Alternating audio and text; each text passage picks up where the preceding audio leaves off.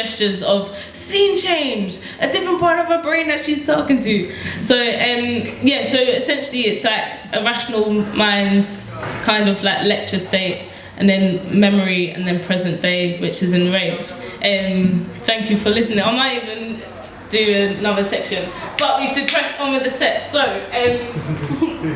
so in line with that,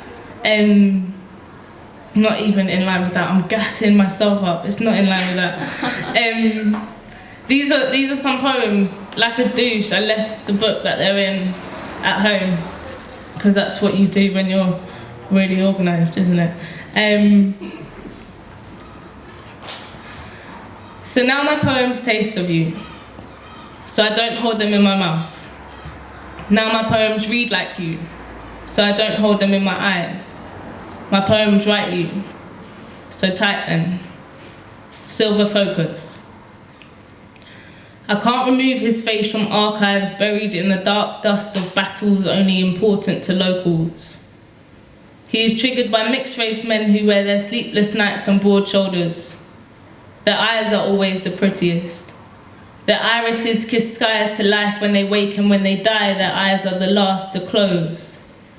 They have the hands of drivers, the type used to gripping and letting go.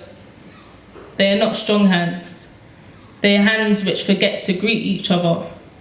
They don't know how to hold without power, how to hold without blood. His hands held me, and I felt the space our bodies battled to hold, the repellent nature of war, the wounded lost in the space. Those hands never felt safe. Their porous nature riddled with dormant pits of fire. He never lost his temper, he never had to, the guns through the front line firing.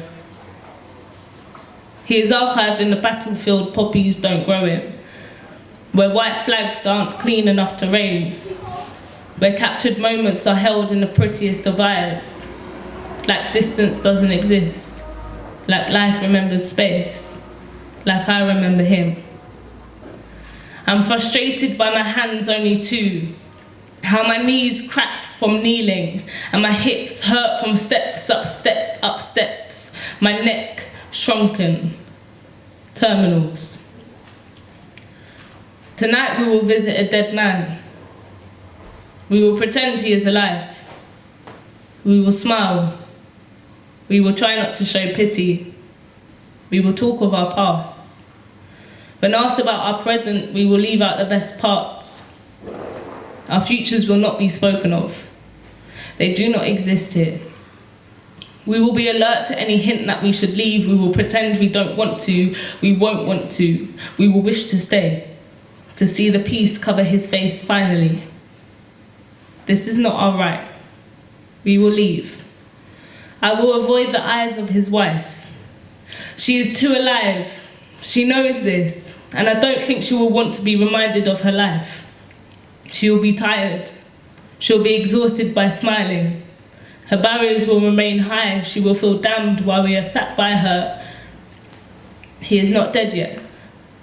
I do not know what to call him. He is at the terminal. I hope it will be delayed, but delays are stressful. I hope it is a smooth sprint along the runway. I hope his legs stretch to the distance of his kindness. I will forever remember his height and size, his gentle nature and strong hands, how he allowed us to float in our dreams as children, and how he built what cleansed and hid my tears. I hope he remembers this also. He probably doesn't. I may hum the Puff Daddy song he'd sing on repeat. I miss him more than my dad. I miss my dad because of men like him. I'm missing a man I haven't seen for years. This is not unusual. Men in my life are usually terminal, about to leave. Whether they want to or not, whether they should or not is not the point. I'm used to waving. Tonight I will wave with both hands. Thanks.